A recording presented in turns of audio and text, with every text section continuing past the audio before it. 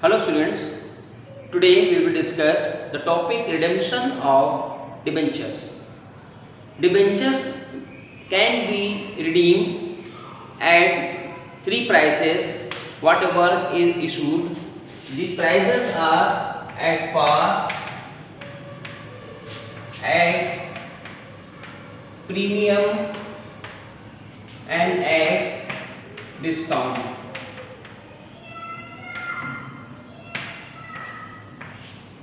There are three prices on which debentures can be redeemed. Redeem means repayment of the debentures. When debentures are issued, after some time, it will be payable with at par, at premium and at discount.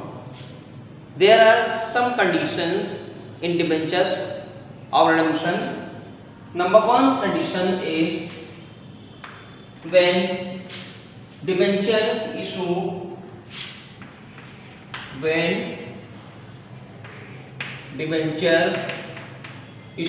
at par and redeemable at par.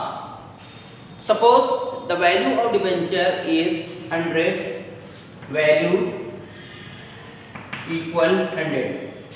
जब 100 रुपए वाला debenture at par पे issue किया गया हो और at par पर ही उसका भुगतान करना हो, मींस कंपनी के पास 100 रुपए आए और 100 रुपए ही देना पड़ेंगे, उस केस में जो एंट्री मेन करी जाती है, bank account debit to percentage debenture account. Means अगर कोई डिबेंचर 100 रुपए पे इशू करा गया है और 100 रुपए पे ही उसका रिडेम्पशन करना है, तो कंपनी को no profit and no loss, उस केस में हमारी यही एंट्री पास करी गई, bank account debit to debenture account. And second conditions, number 2, when debenture issued at par and redeemable at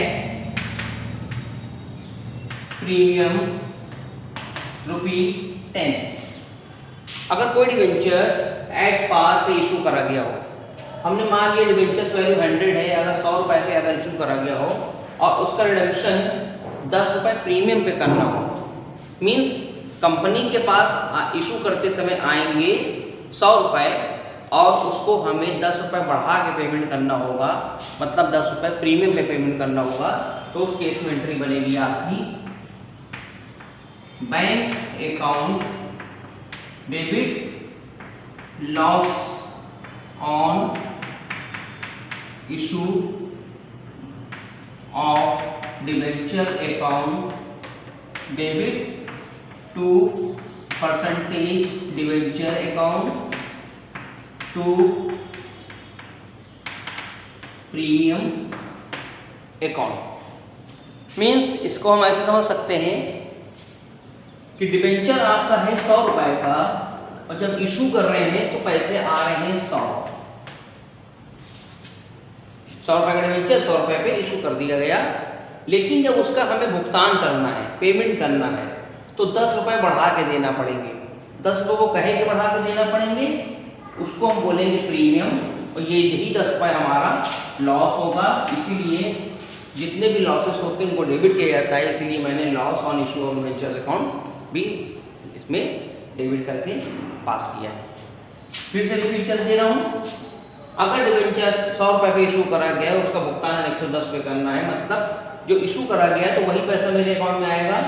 debenture 100 रुपये का है, 10 रुपये बढ़ा के देना है तो प्रीमियम भी बढ़ा के देना है, और वही लॉस मेरा माना जाता है इस एंट्री के अंतर्गत। ओके, इसका next part means next entry, that condition will be when debenture issue at discount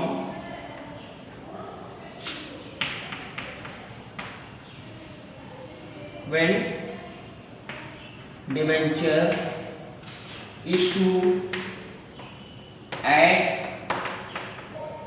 discount ₹5 and redeemable at par। Means अगर 100 रुपये वाले डिबेंचर्स हम 5 रुपये डिस्काउंट पे इशू करते हैं तो एंट्री में हमारे bank account debit discount on issue account, discount on issue of debenture account debit to percentage debenture account. 100 रुपये का डिबेंचर 5 रुपये कम पे इशू करा गया, डिबेंचर की वैल्यू 100 है, 5 रुपये कम पे इशू करा गया, तो 5 रुपये अगर कम पे इशू करा गया तो बैंक में 95 आएंगे और उसका रिडेम्पशन हमें पार पे करना है, मतलब कोई पैसा बढ़ा के नहीं देना है, 100 वापस करना है। तो कंपनी को 5 रुपये का लॉस होगा और वो लॉस डिस्काउंट के नाम से जाना जाएगा। तो फ्रेंड्स इस तरह से हम लोग इसकी एंट्री पास कर सकते हैं डिबेंचर के केस में, और इसके आगे की नेक्स्ट वीडियो आपको नेक्स्ट क्लास में मिल जाएगी। Thank you.